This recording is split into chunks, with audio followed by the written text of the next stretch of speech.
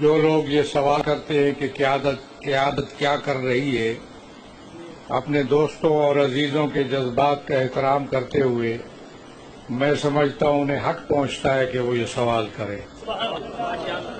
اور اب بھی جو حضرات موجود ہیں، میں سب کو اس کی اجازت دیتا ہوں کہ وہ مجلس کے دوران بھی مہذب انداز میں سوال کر سکتے ہیں۔ لوگوں کی مجلسیں اس سے برہم ہوتی ہیں، میرا خطاب اس قسم کے سوالات سے برہم نہیں ہوتا۔ عزیزان گرامی، ظاہر ہے مشکلات کو دیکھ کر لوگ گھبرا جاتے ہیں، پریشان ہو جاتے ہیں، اور یہ پریشانی اب کی بات نہیں ہے۔ اگر آپ امام حسن علیہ السلام کے واقعات سے واقفیت رکھتے ہوں تو جو سوالات حسن ابن علی سے ہوئے تھے، اتنے سوالات تو ہم سے یہاں پاکستان کے اندر نہیں ہوئے۔ جو رویہ ماننے والوں نے حسن ابن علی سے اختیار کیا تھا، وہ رویہ ہمارے ساتھ کسی نے اختیار نہیں کیا۔ میں اب اس کو دہراتا نہیں ہوں، تاریخ پڑھیے اور سنیے اور جانیے۔ مسئلہ یہ ہے، پاکستان کی صورتحال یہ ہے کہ پاکستان میں یہاں پہلے تو کوئی سسٹم، کوئی نظام تشیع کے اندر موجود نہیں تھا۔ تشیع نے سن 63 میں یہاں ایک سسٹم قائم کیا جس کا نام قیادت ہے۔ ایک نظام بنایا قوم کے لیے جس کا نام قیادت ہے۔ چونکہ پاکستان کے اندر مرجعیت نہیں تھی، اس دور میں مرجعیت پاکستان کے اندر نہیں تھی، لہذا مرجعیت ان ملکوں میں تھی۔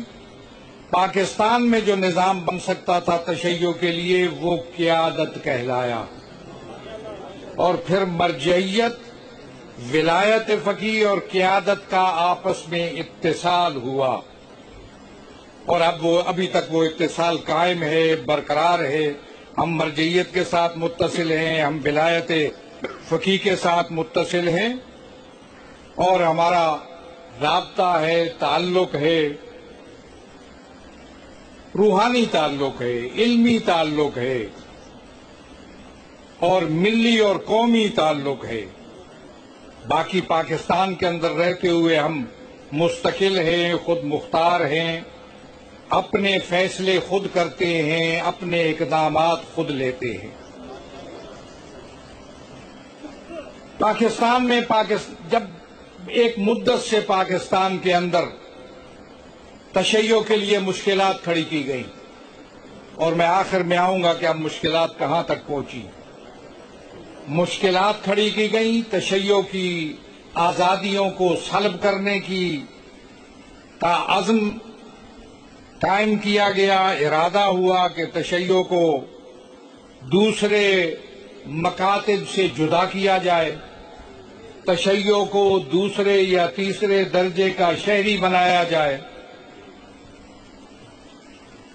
لوگ جو کہتے ہیں قیادت نے کچھ نہیں کیا، میں سمجھتا ہوں کہ اس وقت جو صورتحال ملک کی امن و امان کی صورتحال ہے، اس کے حوالے سے کہتے ہیں، ورنہ لوگوں کو پتہ نہیں ہے کہ اس سے بڑھ کر تھا وہ مسئلہ جب تشیع کو یہاں دوسرے اور تیسرے درجے کا شہری بنانے کی کوشش کی گئی، جب عزاداری سید الشہداء کو محدود کرنے کی کوشش کی گئی۔ یہ بہت پہلے کی بات ہے، قتل مقاتلہ تو اب زیادہ ہوا۔ دوسرے اور تیسرے درجے کا شہری بنانے کی کوشش ہوئی، تشیع کی شہری آزادیوں کو روکنے کی کوشش ہوئی کہ عزاداری سید الشہداء کو محدود کیا جائے۔ عزاداری سید الشہداء کی جو اتنی وسعت کے ساتھ اور اتنی آزادی کے ساتھ عزاداری منائی جاتی ہے، اس عزاداری کو محدود کیا جائے، اور اس طریقے پہ اس کو زیادہ پھیلنے نہ دیا جائے، اس کے فروغ کے سامنے رکاوٹیں کھڑی کی جائیں۔ کچھ گروہ پیدا کیے گئے جن کی ذمہ داری لگائی گئی انہوں نے شیعوں کے خلاف غلیظ نعرے، غلیظ مہم، غلیظ گالیاں، غلیظ فتوے، غلیظ تحریریں، غلیظ تقریریں انہوں نے شروع کی، اور سیاسی لحاظ سے بھی ان کو آگے بڑھانے کی کوشش کی گئی، پشت پناہی ہوئی ان کی۔ یہ معمولی مسئلہ نہیں ہے، یہاں پہ تشیع کے لیے بڑی آزمائش کا دور تھا، بڑے امتحان کا دور تھا۔ کیا تشیع اس ملک کے اندر ایک پاکستان کے شہری ہونے، باعزت شہری ہونے کی حیثیت سے یہاں رہ سکتی ہے یا نہیں؟ کیا کوئی ایسا اقدام کیا جا سکتا ہے جس سے تشیع باعزت انداز میں اس ملک کے اندر رہے، اس کی آزادیوں کے سامنے بھی کوئی رکاوٹ نہ ہو، اور ایک مکتب کی حیثیت سے اس کا وجود ہو، اس کی عظمت ہو، اس کی عزت ہو اور اس کا مقام ہو؟ بہت سے اس ملک کے اندر اقدامات کرائے گئے ان گروہوں سے جو گروہ بنائے اسی لیے گئے تھے۔ بہت سے بل لائے گئے اس ملک کے اندر، پارلیمنٹ کے اندر بل لائے گئے، کتنے شریعت بل آئے عام آدمی کو پتہ نہیں ہے۔ عام آدمی کو یہ تو پتہ چلتا ہے کہ فلاں شخص شہید کر دیا گیا، لیکن اس کو ایک فرد کی شہادت کا تو پتہ چلتا ہے، لیکن تشیع کے خاتمے کے لیے جو اقدام ہے اس کا کسی نے اس کو بتایا نہیں۔ یہ تنظیم کی ذمہ داری ہے۔ لوگوں کو بتاؤ کہ تشیع کے خاتمے کے لیے، تشیع کو زیر کرنے کے لیے، تشیع کو کمزور کرنے کے لیے، عزاداری کے راستے روکنے کے لیے اس کے ملک کے اندر کیا کیا اقدامات ہوئے گزشتہ 25-27 سال میں؟ کتنے شریعت بل آئے اس ملک کے اندر، اور ان شریعت بل میں کیا چیزیں تھیں؟ اور یہ اس وقت کی بات ہے، آج سے میں سمجھتا ہوں کہ 20 سال پہلے کی بات ہے، جب شریعت بل اس ملک کے اندر آیا، پیش کیا گیا تو دینی جماعتوں کے وسط کے اندر بیٹھ کر ببانگ دہل ہم نے کہا، یہاں نعرے لگوا لینا اور بات ہے، وہاں بیٹھ کر میں نے کہا کہ اس شریعت بل میں کوئی دفعہ اگر ایسی ہوئی جو عزاداری کے سامنے رکاوٹ ہوئی تو ہم اس کو تسلیم نہیں کریں گے۔ میرے پاس وقت نہیں ہے ورنہ میں آپ کو تفصیل بتاؤں۔ ابھی دیکھیے کہ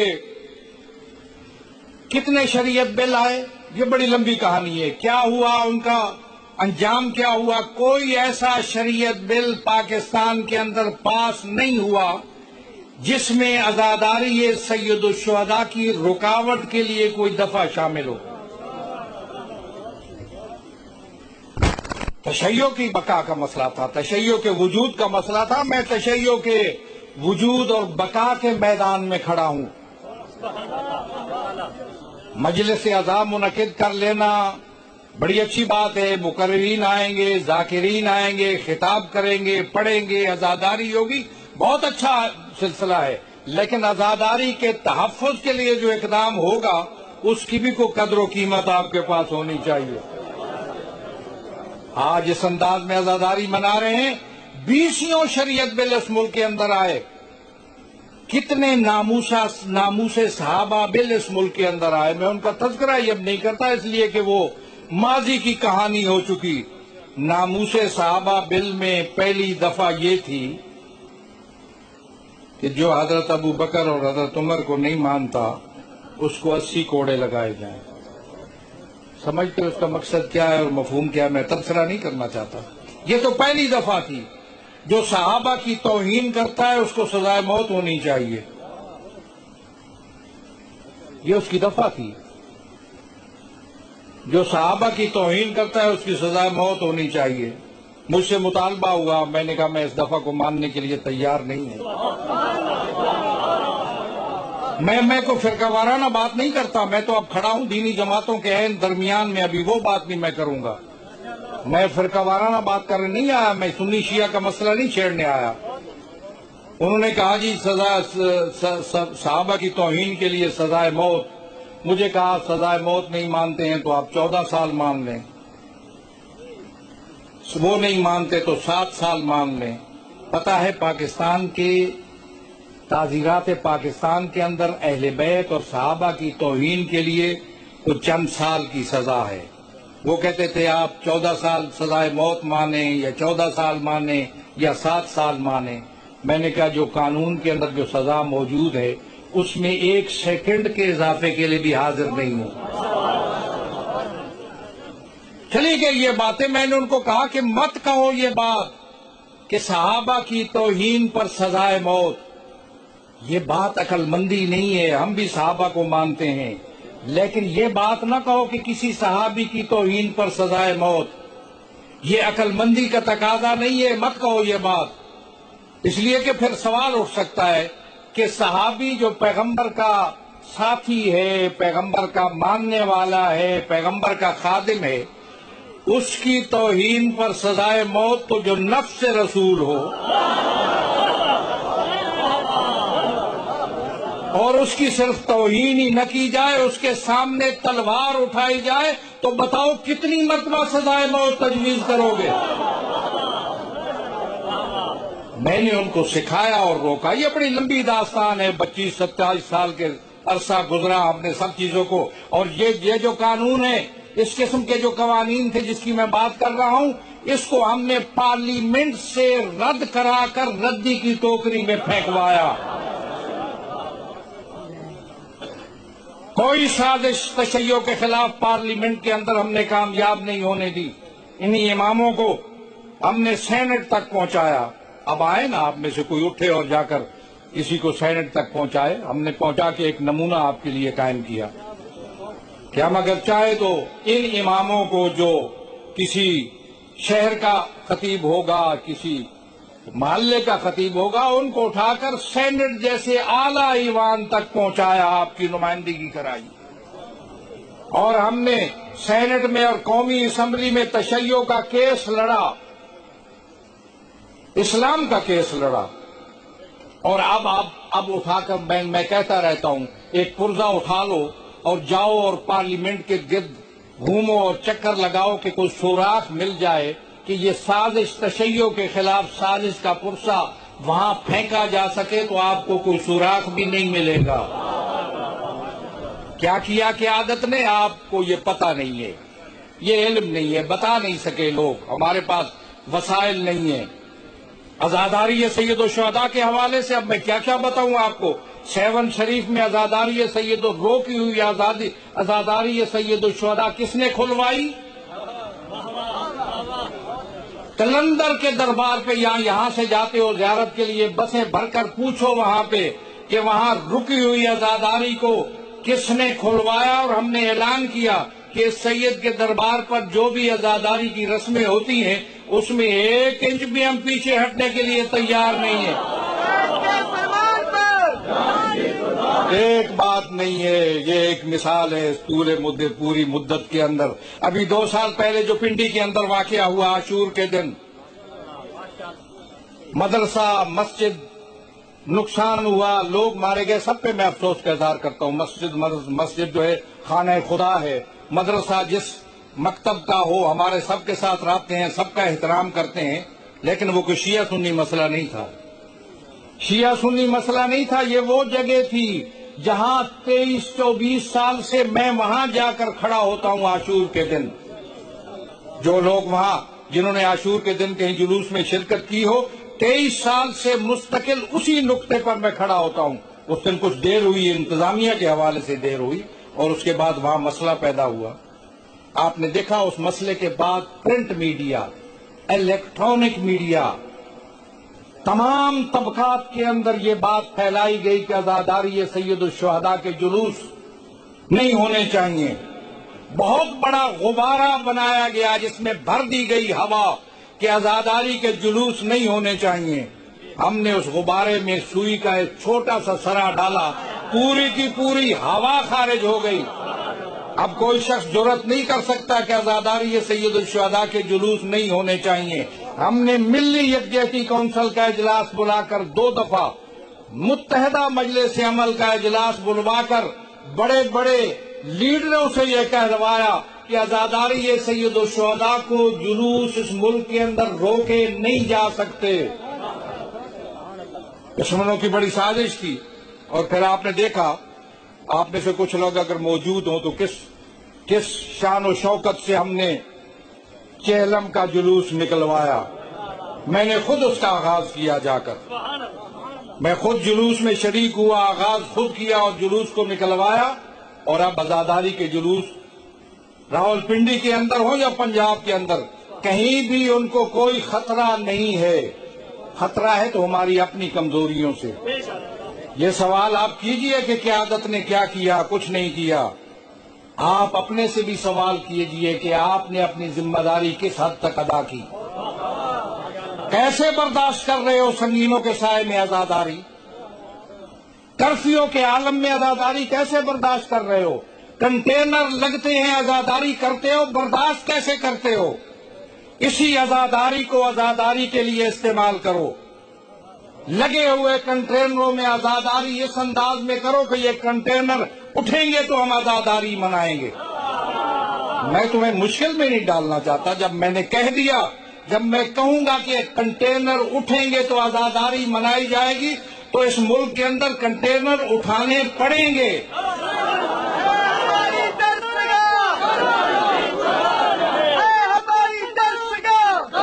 مجھے کہنا نہیں چاہیے، لیکن سمجھو اس ملک کے اندر کہ مجھ پہ پابندیاں کیوں ہیں۔ اس کا مقصد یہ ہے کہ اس پاکستان کے اندر سب سے زیادہ طاقتور میں ہوں، جس سے بڑی بڑی قوتیں ڈرتی ہیں، اسی لیے تو پابندیاں لگائی ہیں۔ اگر کمزور ہو تو اس میں پابندی لگانے کی ضرورت نہیں ہوتی۔ پاکستان کے اندر، اس ملک کے اندر شہری آزادیاں، عزاداری سید الشہداء کے سامنے کوئی رکاوٹ برداشت نہیں کی جائے گی، کوئی رکاوٹ برداشت نہیں ہوگی۔ عزاداری سید الشہداء کے حوالے سے میں سمجھتا ہوں کہ مجلس اعضاء کے حوالے سے غلطی تم کرتے ہو کہ جا کر اجازت لیتے ہو۔ مت لو اجازت مجلس اعضاء کی۔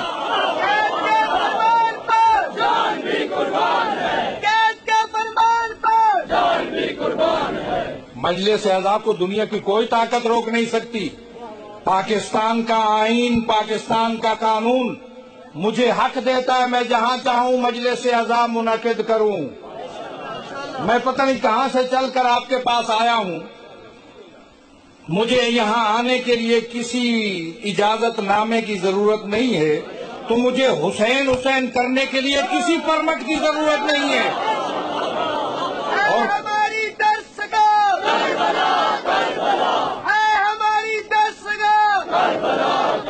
جب تم میں ہمت ہوگی نا، تو اس پاکستان کا رنگ ہی کچھ اور ہوگا۔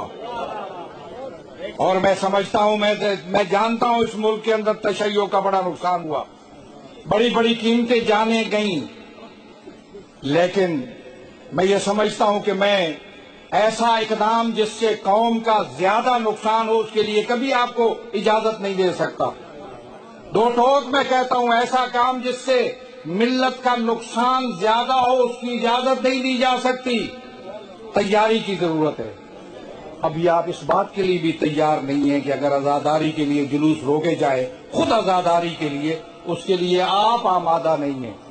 میں آپ کو جانتا ہوں اچھے طریقے پہ، کراچی سے لے کر گلگت اسکردو تک جانتا ہوں۔ جب آپ آمادہ ہوں گے تو عزاداری کی مجلس کیا، جلوس اعضاء کے سامنے کوئی کنٹینر کھڑے نہیں کیے جا سکیں گے۔ تیار اور آمادہ ہو جاؤ۔ میں نے تو قومی سلامتی پالیسی کی بات کی تھی، ملی سلامتی کی پالیسی کی بات میں کر رہا ہوں۔